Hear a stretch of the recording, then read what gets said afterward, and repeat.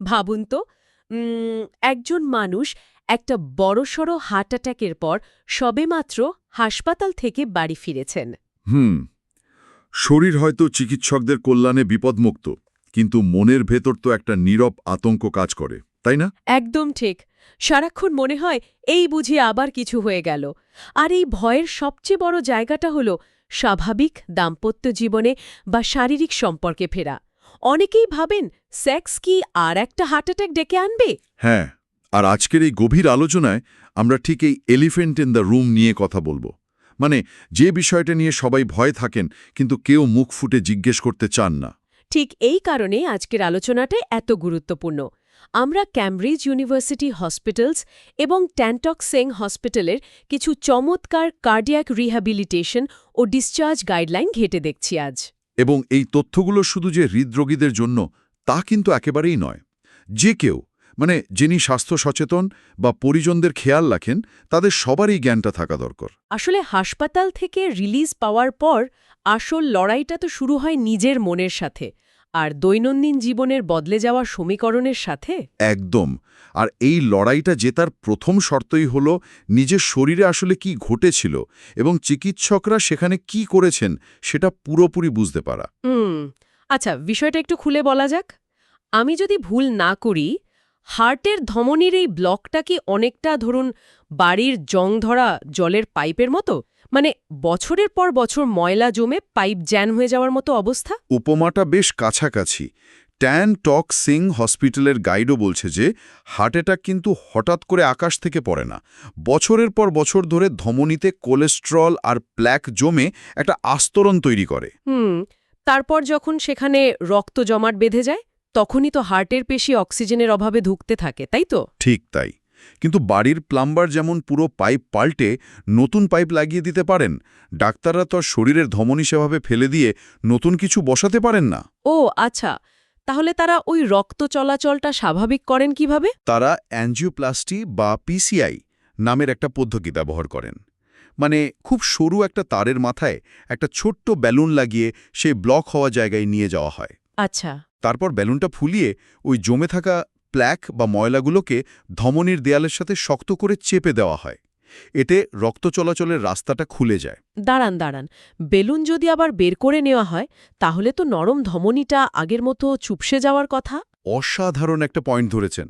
আর ঠিক এই কারণেই ধমনীটাকে খোলা রাখার জন্য সেখানে একটা মেটাল স্ক্যাফোল্ডিং বা ধাতব জালের কাঠামো বসানো হয়। Metal scaffolding? হ্যাঁ, বাড়ি তৈরির সময় যেমন বাঁশ বা লোহার স্ক্যাফোল্ডিং দিয়ে ছাদ আটকে রাখা হয় না, স্টেন্ট নামের এই ধাতব জালটিও ধমনীটিকে ঠিক সেইভাবেই ভেতর থেকে ধরে রাখে।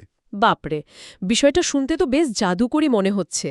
কিন্তু সোর্সগুলো ঘাঁটতে গিয়ে দেখলাম এই ধাতব কাঠামোটা বসানোর পর শরীর নাকি অদ্ভুত আচরণ শুরু করে।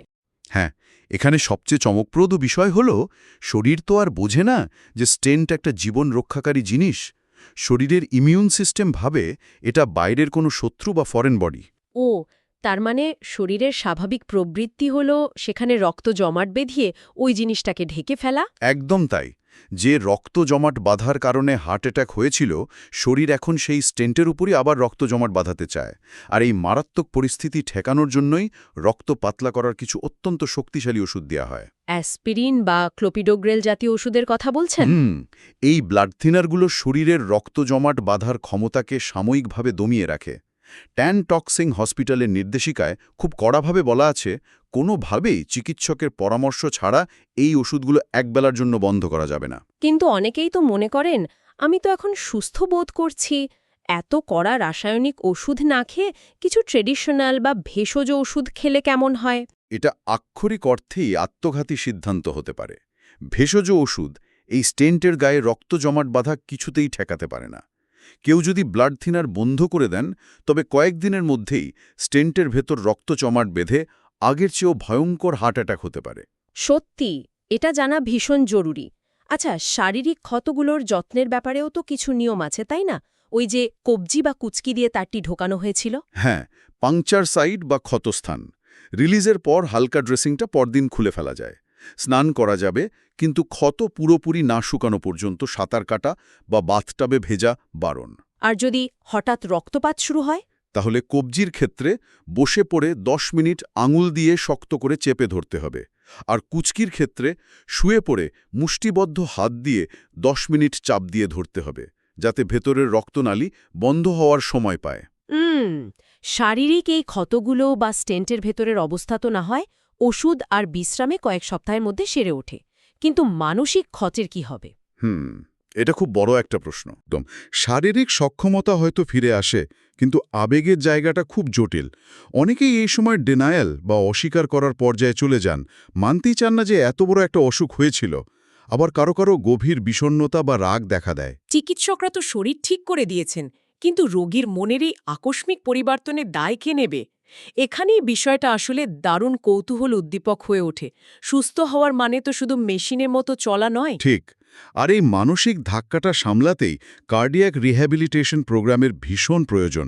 রিহ্যাবিলিটেশন মানে শুধু ট্রেডমিলে হাঁটা নয়, শরীর যখন শক্তি ফিরে পায় তখন রোগীর ভেতরে জমে থাকা ভয়গুলোও ভাঙতে শুরু করে। মনের ভয়ের কথা যখন উঠলই, তখন সেই সবচেয়ে বড় ভয়টা নিয়ে কথা বলা যাক। হাসপাতাল থেকে ফেরার পর শারীরিক সম্পর্কর জীবনে ফেরার নিয়ে যে নীরব আতঙ্ক কাজ করে। ক্যামব্রিজ ইউনিভার্সিটি হসপিটালসের গাইড এটা নিয়ে চমৎকার বিশ্লেষণ করেছে। তারা আমেরিকান হার্ট অ্যাসোসিয়েশনের ডেটা দিয়ে দেখাচ্ছে যে বেশিরভাগ হার্টের রোগীর জন্য শারীরিক সম্পর্ক স্থাপন করাটা সম্পূর্ণ নিরাপদ। কিন্তু অনেকেই তো ভয় পান যে মিলনের সময় বুকে ব্যথা হতে পারে, মানে যাকে কয়েটাল অ্যানজাইনা বলে। হ্যাঁ, কয়টা ল্যানজাইনা, কিন্তু পরিসংখ্যান বলছে এই ঘটনা অত্যন্ত বিরল। বিশেষ করে যাদের দৈনন্দিন হালকা পরিশ্রমে বুকে ব্যথা হয় না, তাদের ক্ষেত্রে হার্ট অ্যাটাকের ঝুঁকি প্রায় শূন্যের কাছাকাছি। তাহলে এই সব কিছুর মানে কি দাঁড়ালো? এই যে এত ভয়, এটা কি শুধুই মনের বাগ? ক্যামব্রিজ হসপিটালস বিষয়টিকে বোঝানোর জন্য মেটাবলিক ইকুইভ্যালেন্ট বা METS এর একটা দারুণ ধারণা দিয়েছে। হ্যাঁ, মেটাবলিক ইকুইভ্যালেন্ট বা METs হল শরীর কতটা অক্সিজেন এবং শক্তি খরচ করছে তার একটা পরিমাপ। আমরা যখন চুপচাপ শুয়ে থাকি তখন শরীর 1 MET শক্তি খরচ করে। আচ্ছা। এখন শুনলে অবাক হবেন, শারীরিক সম্পর্কের সময় গড়ে মাত্র 3 থেকে 5 METs শক্তির প্রয়োজন হয়। অর্গাজমের চূড়ান্ত মুহূর্তেও এটি সর্বোচ্চ 5 METs-এ পৌঁছায়। ও আচ্ছা, তার মানে যে কাজটাকে মানুষ পাহাড় ডিঙানোর মতো ভয় পাচ্ছে, সেটা আসলে কতটা পরিশ্রমের সমান? এটা ঠিক হালকা ঘরের কাজ করা, বাগানে আগাছা পরিষ্কার করা অথবা 15 থেকে 20 মিনিটে সমতল রাস্তায় 1 মাইল হাঁটার সমান। বাপরে, এই তুলনাটা সত্যিই চোখ খুলে দেওয়ার মতো। কিন্তু তারপরেও তো একটা প্রশ্ন থেকেই যায়, একজন মানুষ বুঝবেন কিভাবে যে তিনি ওই 3 থেকে 5 METs শক্তি খরচ করার জন্য শারীরিকভাবে পুরোপুরি তৈরি? এর জন্য ব্রিটিশ হার্ট ফাউন্ডেশনের গাইডলাইন খুব ব্যবহারিক একটি পরীক্ষার কথা উল্লেখ করেছে, যাকে বলা যায় 2 তলা সিঁড়ির পরীক্ষা। 2 তলা সিঁড়ির পরীক্ষা, ব্যাপারটা কি? যদি কোনো রোগী বুকে তীব্র ব্যথা বা অতিরিক্ত শ্বাসকষ্ট ছাড়া স্বাভাবিক গতিতে 2 তলার সিঁড়ি ভেঙে উপরে উঠতে পারেন, তবে বুঝতে হবে তার হার্ট শারীরিক সম্পর্কের চাপ নেওয়ার জন্য পুরোপুরি ফিট। বাহ, এটা আসলেই খুব সহজ একটা উপায়।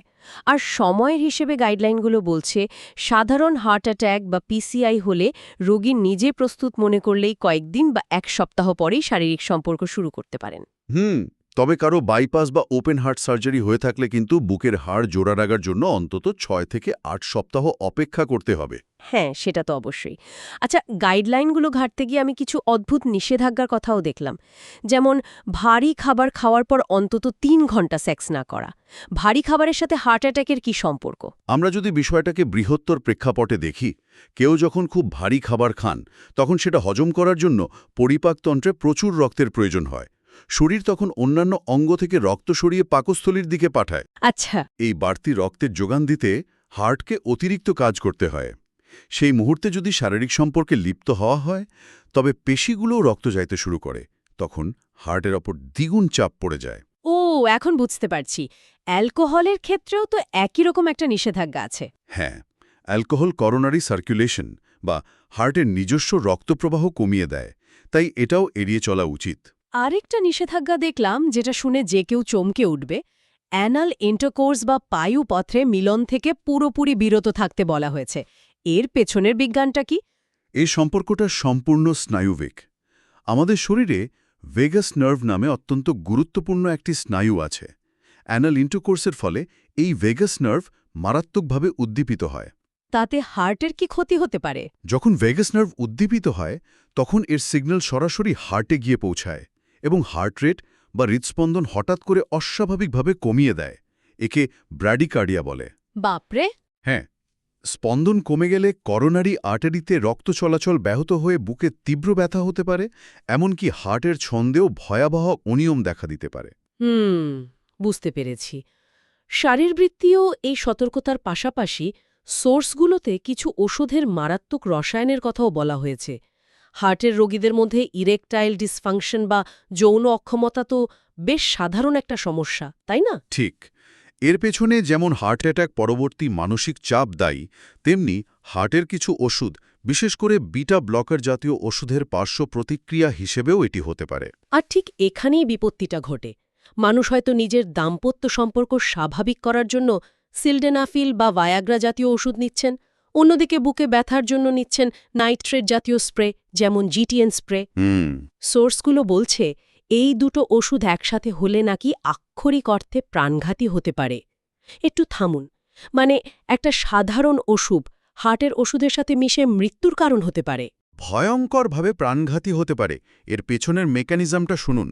নাইট্রেট জাতীয় ওষুধ হার্টের রোগীদের দেয়া হয় রক্তনালী প্রসারিত করার জন্য। আচ্ছা। অন্যদিকে সিলডেনাফিল বা ওই জাতীয় ওষুধগুলো ঠিক একইভাবে কাজ করে, রক্তনালী প্রসারিত করে।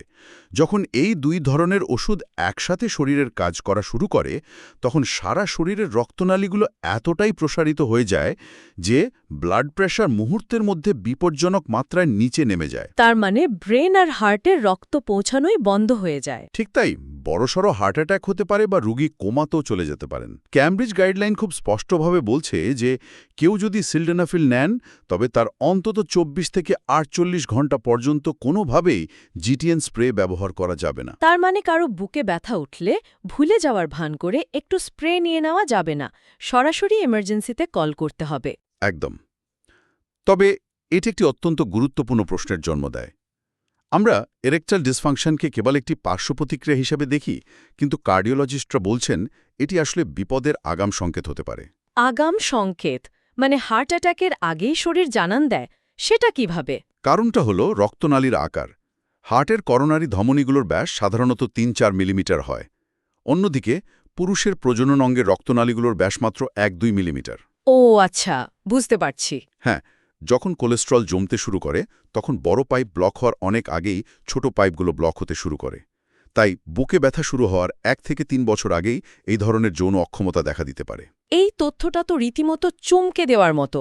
তার মানে ইরেকটাইল ডিসফাংশন কেবল মানসিক চাপের সমস্যা নাও হতে পারে, এটি হয়তো শরীর চিৎকার করে বলছে যে হার্টে ব্লক তৈরি হচ্ছে। একদম ঠিক বলেছেন। তাই নিজে নিজে ফার্মেসি থেকে ওষুধ না কিনে চিকিৎসকের সাথে খোলামেলা আলোচনা করাটা জীবন বাঁচিয়ে দিতে পারে। আমরা এতক্ষণ যে আলোচনা করলাম তার যদি একটা সারাংশ টানি, তবে এটা খুব পরিষ্কার যে একটি হার্ট অ্যাটাক মানেই কিন্তু জীবনের শেষ নয়। একদমই নয়। সঠিক সময়ে ব্লাড থিনারগুলো নিয়ম মেনে খাওয়া, ওই ৩ থেকে ৫ এমিটিজের হিসাবটা মাথায় রাখা আর ওষুধের মারাত্মক সংমিশ্রণ সম্পর্কে জ্ঞান রাখা, এগুলো একজন মানুষকে পুরোপুরি স্বাভাবিক জীবনে ফিরিয়ে আনতে পারে। আর এই গাইডলাইনগুলো শুধু কিছু নিছক মেডিকেল নির্দেশনার তালিকা নয়। শারীরিক ক্ষত হয়তো কয়েকদিনে শুকিয়ে যায়, কিন্তু পুরো সুস্থতার জন্য মন থেকে ওই ভয়টা দূর করা সবচেয়ে বেশি জরুরি। আলোচনার একদম শেষে এসে আমরা যদি আজকের পুরো বিষয়টাকে নিয়ে একটু গভীরভাবে ভাবি, তবে একটা দারুণ ব্যাপার চোখে পড়ে। আমরা সবসময় হার্টকে শুধুমাত্র শরীরের একটা যান্ত্রিক পাম্প হিসেবে দেখে অভ্যস্ত, তাই না?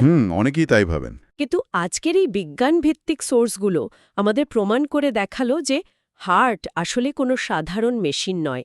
এই ছোট্ট যন্ত্রটার সুস্থতা সরাসরি নির্ভর করছে আমাদের মনের গভীরতম ভয়, আত্মবিশ্বাস এবং সবচেয়ে ব্যক্তিগত মানবিক ও দাম্পত্য সম্পর্কগুলোর ওপর।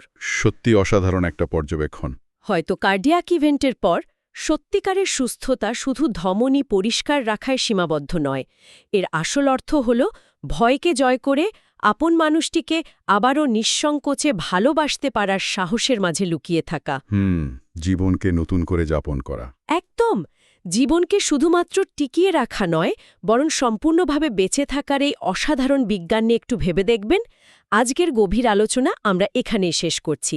চিকিৎসা বিজ্ঞানের আরও সব তথ্য নিয়ে আমরা আবারও ফিরব। ততদিন সুস্থ থাকুন।